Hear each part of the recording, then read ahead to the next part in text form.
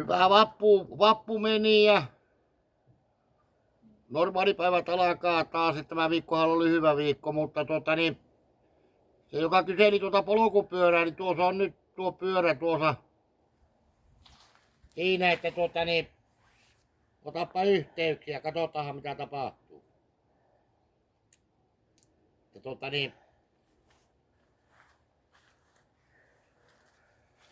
Joo, että siinä semmonen ois, mitä sä kyselit silloin.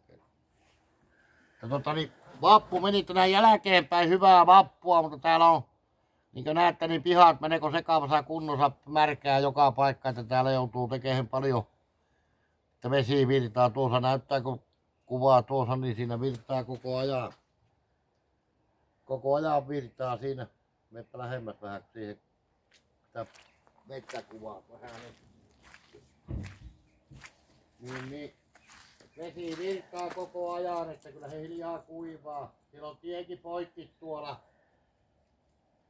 Pihalle tulotie siellä, missä koira kulkee nyt, niin se on poikki, ei pysty, kun siellä on vettä tuossa, se ujoksee sinnekin koko ajan.